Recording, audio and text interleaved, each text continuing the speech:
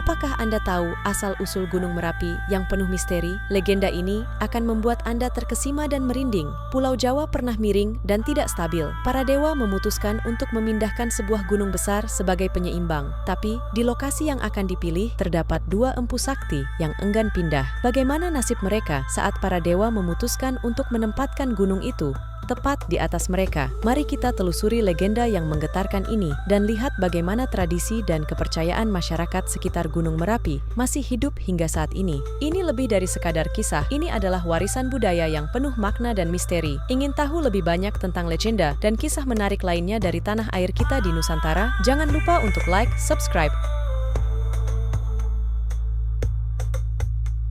Pulau Jawa merupakan salah satu dari 5 pulau terbesar di Indonesia.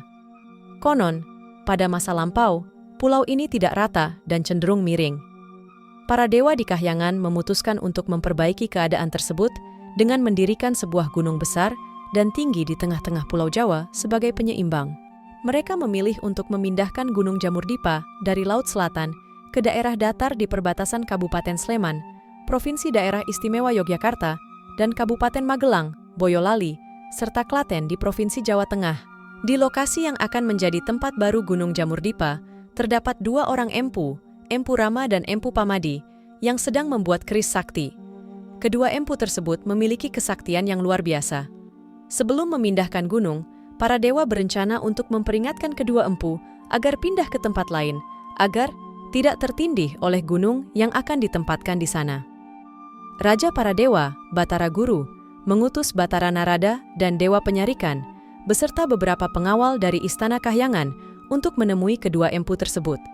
Sesampainya di tempat tujuan, utusan para dewa menyaksikan cara Empu Rama dan Empu Pamadi membuat keris. Mereka menempa batangan besi membara tanpa menggunakan palu dan landasan logam, melainkan dengan tangan dan paha mereka. Kepalan tangan mereka seperti palu baja yang sangat kuat, memancarkan percikan cahaya setiap kali memukul batangan besi membara itu. "Maaf, empu. Kami adalah utusan para dewa dan ingin berbicara dengan kalian," sapa Dewa Penyarikan. Kedua empu segera menghentikan pekerjaan mereka dan mempersilahkan utusan para dewa untuk duduk. "Ada apa gerangan Pukulun? Ada yang dapat kami bantu?" tanya Empu Rama. "Kami datang untuk menyampaikan permintaan para dewa kepada kalian," jawab Batara Narada. "Apa permintaan itu?" tanya Empu Pamadi penasaran. "Semoga kami bisa memenuhinya." Batara Narada menjelaskan permintaan para dewa kepada kedua empu. Setelah mendengar penjelasan itu, keduanya tertegun karena merasa permintaan itu sangat berat. "Maafkan kami, Pukulun. Bukan maksud kami menolak permintaan para dewa, tapi perlu diketahui bahwa membuat keris sakti tidak boleh dilakukan sembarangan, termasuk berpindah-pindah tempat," jelas Empu Rama. "Tapi, empu, keadaan ini sangat mendesak. Jika kalian tidak segera pindah, Pulau Jawa akan semakin miring," kata Dewa Penyarikan. "Benar, empu. Kami juga bersedia mencarikan tempat yang lebih baik untuk kalian," tambah Batara Narada. Meskipun dijanjikan tempat yang lebih baik, kedua empu tetap tidak mau pindah. "Maaf, Pukulun, kami belum bisa memenuhi permintaan itu. Jika kami berpindah tempat sementara pekerjaan ini belum selesai, keris yang kami buat tidak akan sebagus yang diharapkan. Lagi pula, masih banyak tanah datar yang lebih baik untuk menempatkan Gunung Jamurdipa," kata Empu Pamadi. Melihat keteguhan hati kedua empu, Batara Narada dan Dewa Penyarikan mulai kehilangan kesabaran. Mereka terpaksa mengancam kedua empu tersebut agar segera pindah. "Wahai Empu Rama dan Empu Pamadi, jangan memaksa kami mengusir kalian dari tempat ini," ujar Batara Narada. Kedua empu tidak takut dengan ancaman itu karena mereka merasa juga mengemban tugas penting yang harus diselesaikan.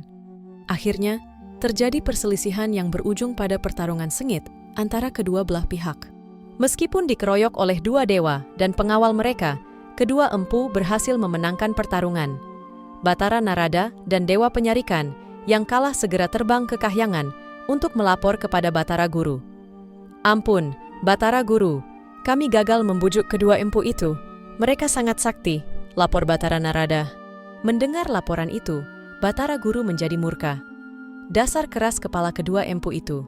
Mereka harus diberi pelajaran," ujar Batara Guru. "Dewa Bayu, tiup Gunung Jamurdipa sekarang," seru Batara Guru. Dengan kesaktiannya, Dewa Bayu meniup gunung itu, menerbangkannya seperti angin topan. Gunung tersebut melayang di angkasa dan jatuh. Tepat di perapian tempat kedua empu membuat keris. Kedua empu tertindih gunung tersebut dan tewas seketika. Konon, roh mereka menjadi penunggu gunung itu. Perapian tempat mereka bekerja berubah menjadi kawah, sehingga para dewa menamai gunung itu menjadi Gunung Merapi. Setelah kejadian tersebut, masyarakat sekitar percaya bahwa roh kedua empu tetap menjaga dan menguasai Gunung Merapi. Kepercayaan ini menyebar luas, dan hingga kini, setiap kali terjadi aktivitas vulkanik atau bencana, penduduk setempat sering mengadakan upacara adat untuk memohon perlindungan kepada roh para empu yang sakti. Bahkan, dalam peristiwa-peristiwa tertentu, warga yang percaya mengaku mendapatkan pesan atau firasat dari roh-roh tersebut, memperingatkan mereka tentang bahaya yang akan datang. Tradisi ini terus berlangsung sebagai bagian dari budaya lokal yang menghormati kekuatan alam dan para leluhur, yang diyakini masih menjaga keseimbangan.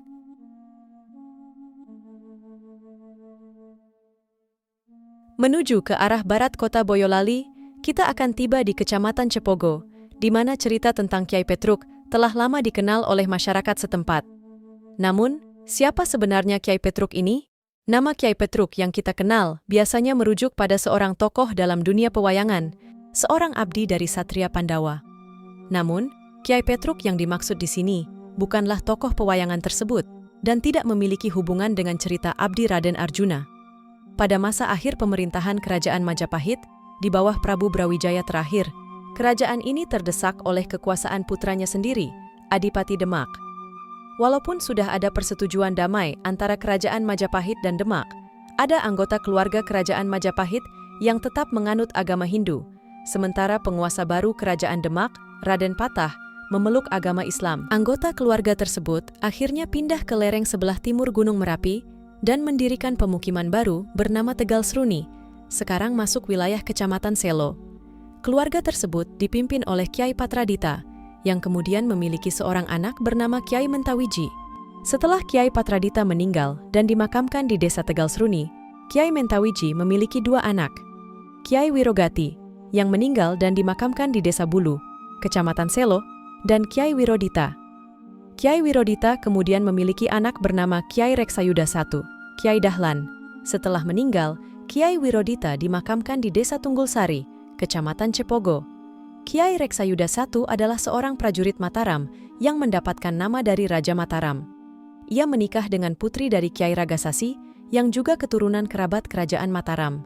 Kyai Reksayuda memiliki 4 anak, Kyai Reksayuda II, Kyai Prawirayuda, Kyai Wirayuda, dan Suladi. Suladi inilah yang kemudian dikenal sebagai Mbah Petruk. Mengapa ia dipanggil dengan nama tersebut? Badannya yang tinggi atau jangkung membuatnya mendapatkan julukan seperti tokoh Petruk dalam pewayangan. Diceritakan bahwa Handaka Kusuma, nama lain dari Suladi, semasa kecil tinggal bersama saudara tuanya, Kyai Reksayuda II. Ia memiliki sifat yang aneh dan berbeda dari saudara-saudaranya. Handaka Kusuma tidak suka mandi, tidak pernah bekerja, atau membantu pekerjaan orang tuanya yang bertani, atau menggembala ternak, dan sering bepergian tanpa tujuan jelas, kadang-kadang sampai berbulan-bulan. Ia suka menyusuri Kali Gandul dari hulu di daerah Sidapeksa, namun memiliki kesaktian di mana setiap perkataannya selalu benar, titis dalam bahasa Jawa. Karena kelakuannya yang aneh, Handaka Kusuma sering dimarahi oleh orang tuanya, Kyai Reksayuda. Namun, Handaka Kusuma tidak peduli dan hanya mengikuti kata hatinya. Ketika Handaka Kusuma mulai beranjak dewasa, kakaknya, Kyai Reksayuda II, merencanakan khitanan untuknya. Semua persiapan telah dilakukan, termasuk menyediakan baju baru untuk upacara tersebut. Syarat memakai baju itu adalah harus mandi terlebih dahulu, yang merupakan pantangan bagi Handaka Kusuma. Akhirnya, dengan susah payah, Kyai Reksayuda II berhasil memaksa adiknya mandi di Kali Gandul. Namun, setelah Handaka Kusuma masuk ke dalam air Kali Gandul, ia tiba-tiba lenyap dari pandangan keluarga yang mengantarnya. Semua orang panik dan berusaha mencarinya di sepanjang Kali Gandul, bahkan di tebing-tebing curam. Meski berbagai usaha telah dilakukan, Handaka Kusuma tetap tidak ditemukan. Kyai Reksayuda II sangat sedih karena kehilangan adiknya. Segala cara, termasuk upacara selamatan, telah diupayakan agar sang adik bisa kembali, tetapi tidak berhasil. Suatu hari, ketika Kiai Reksayuda II sedang merenungkan nasib adiknya, tiba-tiba terdengar suara gaib yang mengatakan, "Kakang Reksayuda, janganlah bersusah payah mencariku. Aku tidak bisa berkumpul lagi denganmu selamanya. Sekarang aku berada di Gunung Merapi di alam gaib." Suara itu melanjutkan, "Jika kakak ingin bertemu denganku, sajikanlah wedang bubuk gula Jawa dan jadah bakar. Saat mengadakan selamatan, jangan lupa tumpeng nasi jagung dengan lauk tempe bakar, serta sesajen ubi kayu bakar. Jika kakak mengalami kesusahan, atau keturunan kakak menghadapi masalah, sajikan sesajen ini, maka aku akan membantu memberikan pertolongan." Mendengar pesan tersebut, Kiai Reksayuda II menerima nasib adiknya yang hilang. Suara yang ia dengar memang suara adiknya, Handakakusuma, yang kini berada di alam gaib. Pesan adiknya itu tertanam dalam benak Kiai Reksayuda II dan menjadi kepercayaan turun-temurun. Setiap kali menghadapi masalah, Kiai Reksayuda selalu mengadakan sesaji, seperti yang diberitahukan oleh adiknya. Kepercayaan ini kemudian menyebar ke daerah Cepogo dan lereng timur Gunung Merapi. Hingga kini, masyarakat di wilayah tersebut selalu menyiapkan sesaji, seperti yang diuraikan ketika menyelenggarakan upacara pernikahan, mendirikan rumah, dan acara lainnya, agar mendapatkan pertolongan dari Kiai Petruk, yang kini menjadi penghuni alam gaib dan memerintah makhluk halus di Gunung Merapi. Sebagai contoh kepercayaan terhadap Kiai Petruk, pada masa ketika Cepogo masih dikuasai oleh Belanda, Ngabehi Singawerdaka mengadakan upacara sajian untuk Kiai Petruk. Namun, administratur Belanda menertawakan dan mencemoohnya. Tidak lama setelah itu, terjadi banjir lahar dingin yang menghancurkan kebun onderneming tersebut, memaksa penguasa Belanda pindah dari wilayah Cepogo. Keajaiban lainnya terjadi saat Ngabehi Singawerdaka terlibat dalam peperangan pada zaman Geger Serang. Atas permintaannya, Kiai Petruk membantu secara gaib sehingga meraih kemenangan gemilang. Kepercayaan masyarakat terhadap Kiai Petruk sebagai penguasa alam gaib di Gunung Merapi terus berlanjut. Contoh lainnya, saat terjadi kecelakaan pendakian Gunung Merapi, seorang pendaki yang hilang akhirnya ditemukan setelah keluarga yang masih keturunan Kiai Petruk mengadakan upacara adat dan memohon pertolongan. Regu penolong akhirnya dapat menemukan korban dengan mudah. Hingga sekarang, jika akan terjadi musibah akibat Gunung Merapi, pesan dari Kiai Petruk seringkali diterima oleh salah seorang warga sebagai firasat atau peringatan. Demikianlah legenda mengenai asal mula Gunung Merapi yang terletak di Provinsi Yogyakarta dan Jawa Tengah, Indonesia. Gunung Merapi hingga kini tetap aktif, seringkali memuntahkan lahar dan menghembuskan awan panas. Sejak tahun 1548, gunung ini telah meletus sekitar 68 kali.